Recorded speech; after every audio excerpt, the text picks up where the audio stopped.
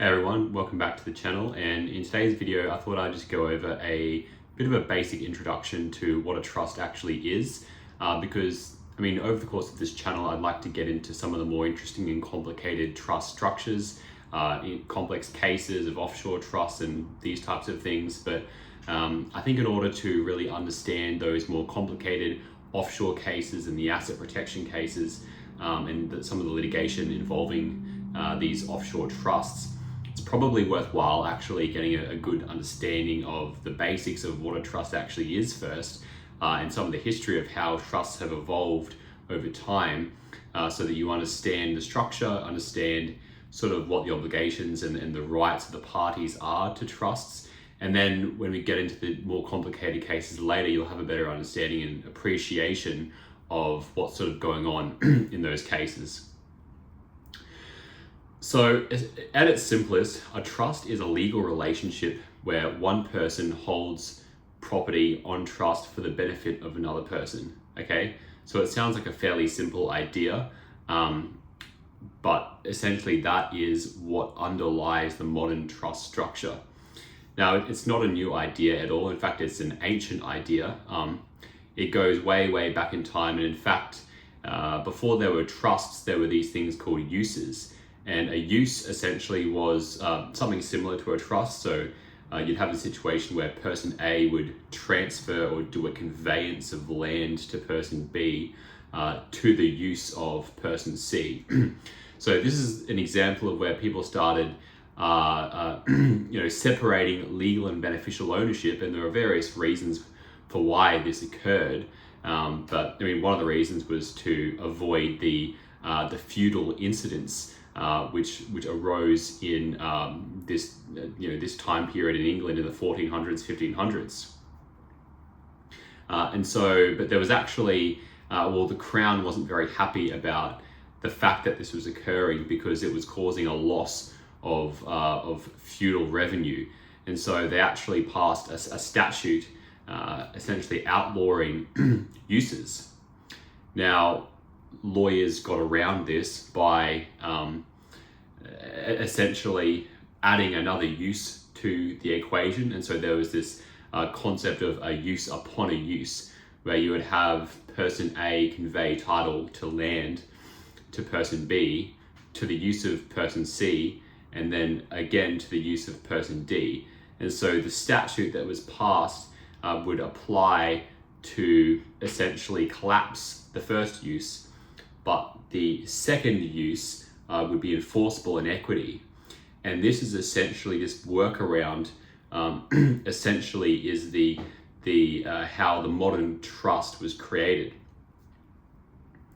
Now, people use trusts for all sorts of things. They use it for estate planning, family wealth management, asset protection, charitable purposes, business structures, tax planning, investment structuring, holding assets for minors or vulnerable people. And in the offshore law context, people oftentimes place the assets under these offshore trusts in order to sort of put them under the jurisdiction of an offshore country, which generally a lot of these offshore places like the British Virgin Islands, the Cayman Islands, Belize, they tend to have very strong asset protection legislation, particularly as it pertains to trusts.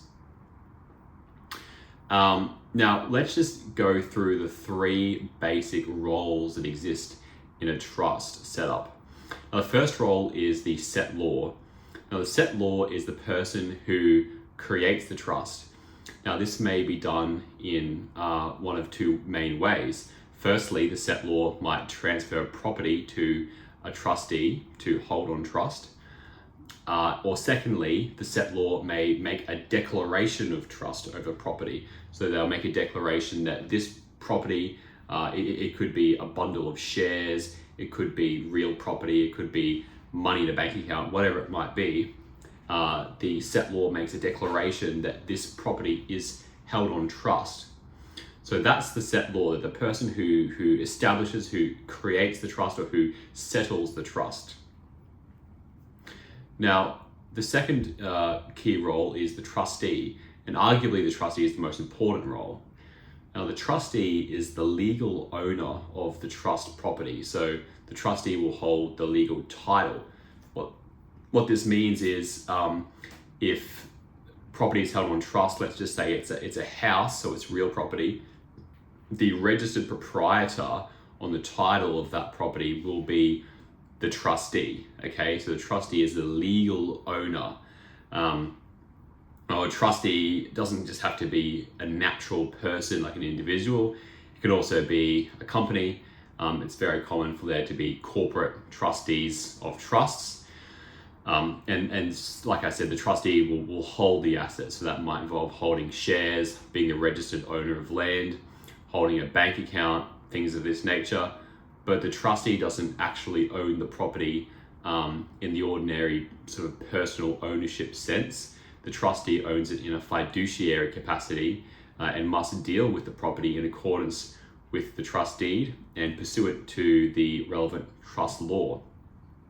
Now, the trustee has certain obligations. The trustee has to act in good faith. They must act for proper purposes.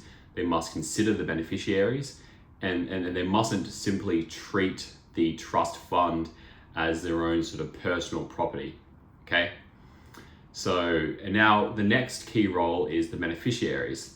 Now, the beneficiaries are the people or companies or charities or other entities who benefit or may benefit from the trust.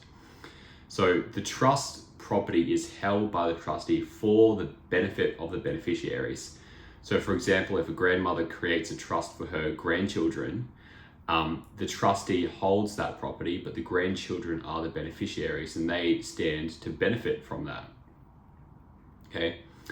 Now, so that's sort of like the basic skeleton of what a trust is. And I mean, trust can take various different forms, but the most important distinction between the types of trusts for the purposes of this video and just sort of understanding the basics and how, and I guess the relevant point for asset protection is the distinction between a fixed trust and a discretionary trust. In a fixed trust, the beneficiaries have fixed entitlements under the trust deed. So for example, the trustee might say something like Anna is entitled to 50% of the income in the capital and James is entitled to 50% of the income in the capital. So in that case, the trustee doesn't get to choose who gets what. The beneficial shares are fixed. Anna gets a defined beneficial interest and James also has a defined beneficial interest. Now that matters because a fixed beneficial interest under a trust is considered property. Okay, it has value, it can be assigned, it can be charged. So if a beneficiary under a fixed trust is sued, a creditor in possession of a judgment debt might be able to enforce against that beneficial interest under the fixed trust. So let's just imagine that Anna is entitled to 50% of a trust fund. It's a fixed trust. She is then sued, judgment is entered against her, and she owes money to a creditor. Now, the creditor doesn't need to pretend that Anna is the legal owner of the assets. They can simply say, well, Anna has a fixed equitable interest under the trust. That interest is a type of property. We want to enforce against that interest to satisfy the judgment. Okay, and they can do that, and that's one of the reasons why fixed trusts are generally weaker from an asset protection perspective. Okay, so by contrast, in a discretionary trust, the beneficiaries do not have fixed shares. Okay, the trustee has a discretion. So the trustee might say something like, the trustee may distribute the income or the capital among a class of beneficiaries as the trustee thinks fit. So for example, the trustee might have the power to distribute among a spouse, children, grandchildren, companies, charities, or other eligible beneficiaries, but no particular individual beneficiary can necessarily say that that asset is mine or I'm entitled to this fixed 10 or 20% portion of the income or capital under the trust fund. So before the trustee actually exercises their discretion in favor of one of the beneficiaries, a discretionary beneficiary does not have a fixed proprietary entitlement to any part of the trust property. Okay, so they might not actually have any rights at all. And ordinarily, and if the trust is structured properly and the trust deed is properly drafted and it's not a sham, then they absolutely don't have any fixed rights. And as a result of that, they don't have any property that can be charged or attacked by a judgment creditor. Okay, so as you can imagine, then that distinction is critical for asset protection. If a beneficiary under a discretionary trust is sued, the creditor then has a much more difficult problem, because while they can, point to the beneficiary and say, well, this beneficiary is under a class of beneficiaries under the trust, that's not the same thing as saying this person owns a fixed 50% share of the trust or is entitled to call upon it from the trustee. Okay, so there's really no fixed entitlement for a judgment creditor to seize. So essentially, those are the main things I wanted to cover in this video.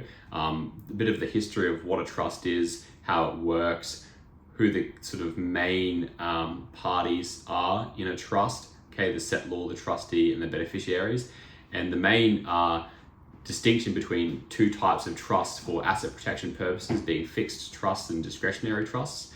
And you'll see in the cases that we discuss later on that this becomes a very relevant theme, and there are some cases where creditors have just been essentially unable to enforce judgments against trusts purely because the person they were going after was a beneficiary under a discretionary trust, and there's really nothing you can do to attach to that beneficial or to any property in that circumstance, because number one, there is no property, and number two, they're not entitled to actually require or demand that the trustee pay them a fixed portion of the capital or the income under the trust. So those are a few things we'll get into in the next video. Thank you guys for watching, and I'll see you in the next one.